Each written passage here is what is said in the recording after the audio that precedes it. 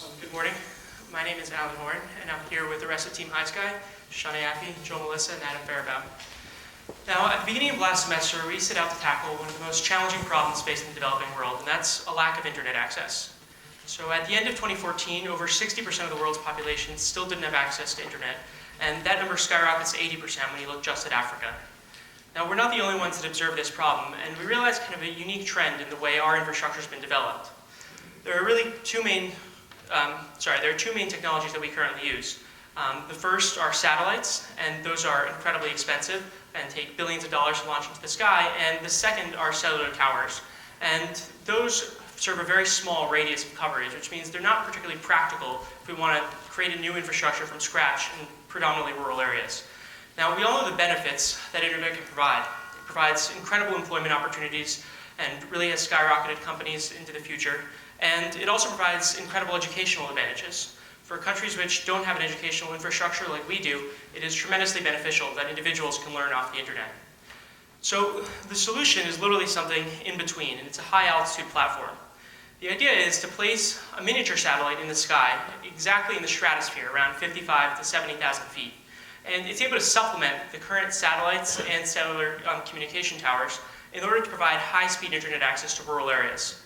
Now, in the future, we envision there being thousands of balloons in the sky. We're able to leverage stratified wind speeds in order to position them accurately and provide effective coverage without actually missing a single spot. In case you don't know, the winds are actually stratified, so at 50,000 feet they may be moving north, whereas 55,000 feet they may be moving northwest, and at 80,000 they may be moving south. So we're able to really leverage these to position our balloon wherever we want. Now, as mechanical engineers, we really wanted to focus on the platform. Some clicker issues. On the platform, and what that meant is that we set out for ourselves two major objectives. The first was to maintain the balloon at altitude for at least 24 hours. Now, it has to be over 50,000 feet because that's where the communications design requirements are, and we wanted it to be over for 24 hours because in order to actually provide internet coverage, we need to be in the sky. Now, the second aspect is that we want to be able to change altitude mid-flight and control it.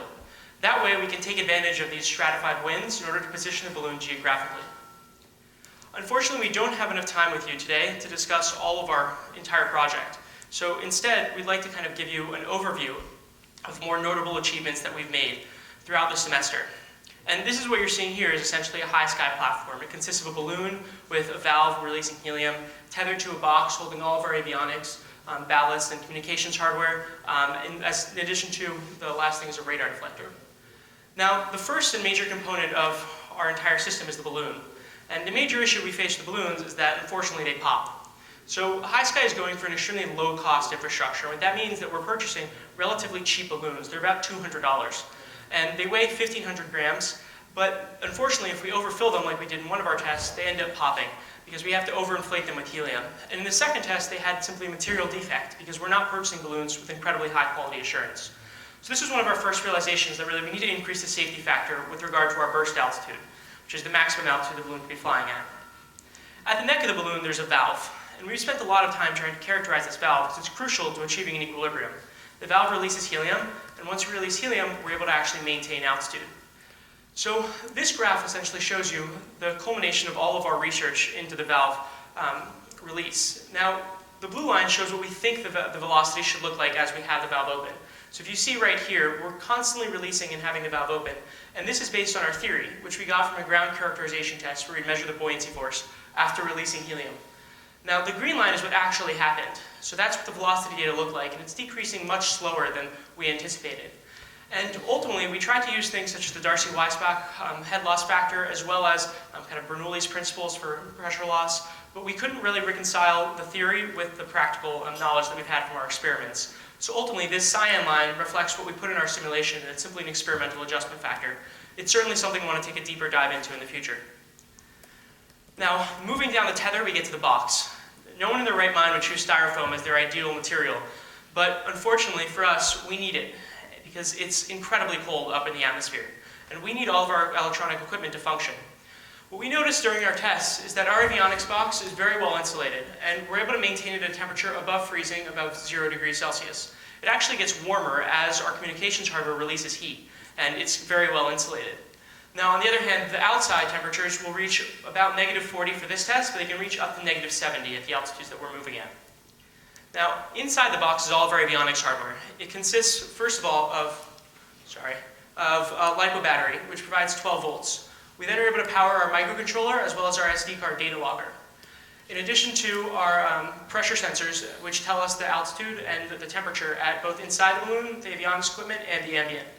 Then we also have our actuation, which consists of the gas vent servo valve and the ballast servo valve, which are able to release gas and ballast as we need it. And lastly, we have our communications hardware, which I'm going to discuss in a second. So all this forms our avionics equipment, and in order to retrieve the balloon, we needed several methods of communications. First is a cell phone. Very simply, if we download an app called AccuTracking, and you're simply, whenever you have cell phone service, able to know where your cell phone is from a remote location. But this only works, like I said, where we have cell phone service, which is very low altitudes and not all over the map, as Verizon would lead you to believe. Then we have also a spot satellite tracker. And this essentially functions anywhere around the world and tells us the exact location. However, we have another issue with this, which is, again, it doesn't transmit over 10,000 feet. And then we have, ultimately, our GPS module combined with an APS ham radio. And both of these allow us, when over the United States, to actually track our balloon and relay down the altitude data when we're over 20,000 feet. So all this combined to hopefully let us not lose the balloon whenever we launched it. Unfortunately, that wasn't the case. We actually lost the balloon in the middle of the ocean, middle of the Atlantic. And the good news was we knew exactly where it was for 2 weeks, but we simply couldn't recover it because we didn't have a boat or the expertise to really manage driving one out there. But fortunately, since then, we've implemented a GPS fence and prevented this from happening again. Now, the last part of our system is the ballast. And the ballast consists of a very similar valve assembly where we can simply contain the ethanol that we place here, and ultimately we have a valve down here which is actuated via our microcontroller. And we chose ethanol for 2 reasons. One, it's very cheap and readily available, and the other is its freezing point when it's 100% ethanol is around -110 degrees Celsius, which means it's never going to freeze in the levels of the stratosphere that we're going to. Now, ultimately, everything that I've described to you today has simply been a method of controlling the altitude of the balloon. We want to be able to tell the balloon, rise to 60,000 feet and stay there, and we want to do just that. So we've spent literally dozens of hours inside elevators trying to make sure our control schemes work, and we've implemented what's ultimately very similar to Daniel Mellinger's predetermined state controllers for quadrotors. And what we do is that in the beginning we don't have any control. What that means is we don't care how fast the balloon is actually rising. But then we enter what we call our controlled descent. And here we only use derivative control, which means we only care about how fast the balloon is moving, not exactly where it's positioned. That is until we enter our cruise state, where then we have PD control, which means we're both caring about how fast the balloon is moving as well as where the balloon is. And this is really the key component of our controls, because when we're in our tolerance boundaries, which in this test were 55,000 feet, we are never controlling, we're never releasing ballast or helium, because we don't care if the balloon's oscillating slowly between our tolerance boundaries. We really care if we have to use our precious ballast or our precious helium, because we can't refill those in the sky. We then would re-enter a change altitude state whenever necessary and go to potentially 60,000 feet or whatever altitude we need it to be at, and again use cruise control to either place it back within the tolerance boundaries or simply oscillate between them. And then for the purposes of our test, we have a descent state where the valve is simply open the entire time and we allow the balloon to descend at a relatively slow velocity. Now Shoshi's going to discuss with you the actual test that we did to ensure that this was accurate. So over the course of the semester, we've conducted 5 full-scale launches. Today I'm going to talk to you about 3 of the more interesting ones. So our first test, we didn't know a lot about how the balloon would function. We didn't know what the drag would be, how fast it would rise, and we wanted to maintain altitude at 10,000 feet for 1 hour. So we assumed a high coefficient of drag and a slow ascent rate, but as you can see, the balloon rose much quicker than we expected, and a software error left the valve open the entire time, rendering this test pretty unsuccessful in terms of altitude control. In a different test, we wanted to rise to 60,000 feet, cruise there for 30 minutes, then rise to 80,000 feet, cruise there for 30 minutes before descending. As you can see, we were pretty successful in controlling the ascent rate of the balloon according to our simulation. But unfortunately, at 65,000 feet, the balloon popped. So for this test, we actually had to put more weight on the balloon than before and therefore fill it bigger than ever before. But according to our calculations, it should not have burst at 65,000 feet, and we think this was due to the low quality that Alan discussed earlier.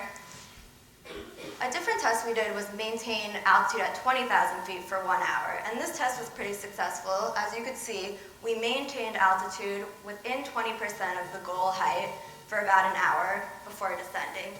And this test was executed without our ballast control, meaning we only could make the balloon go down, but we couldn't make it go up. So once we implemented our ballast system, we were able to hit much more narrow tolerances and have better altitude control.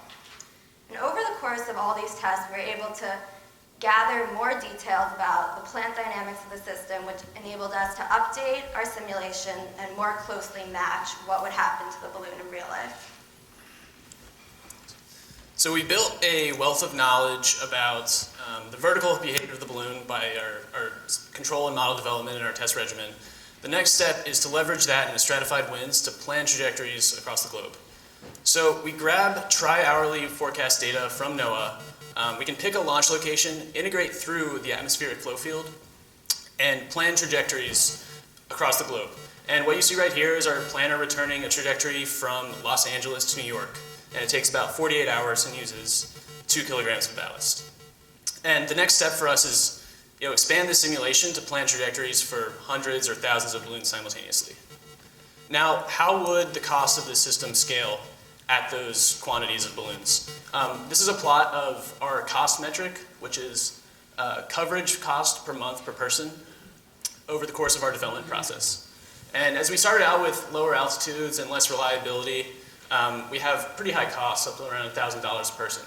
But as we've improved our architecture, improved recoverability and reliability, we bring the theoretical cost of the system at scale down to about $4 a person per month.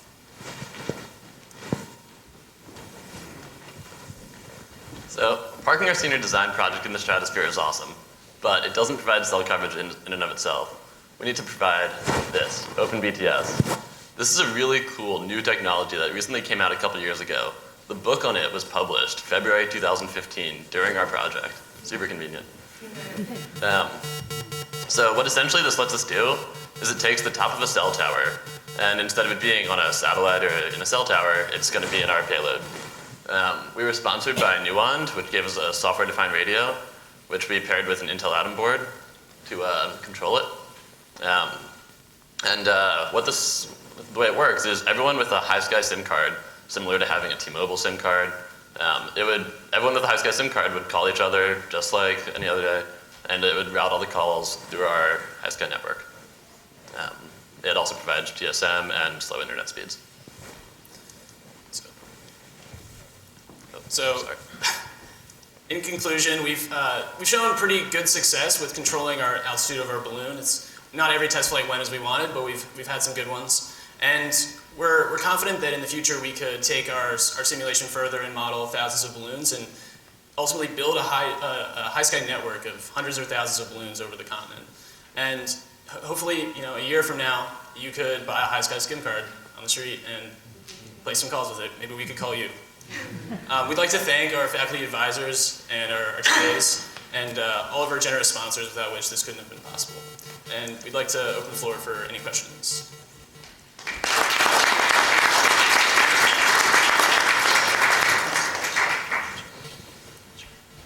Sure.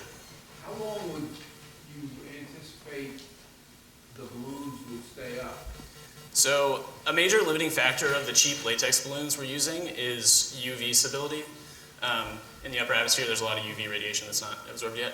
So they would last for the 48 hours that we plan to traverse from the west coast of the continent to the east coast, land, recover the electronics, ship those back to the west coast and launch again, and replace the balloon. They would not last for weeks, right?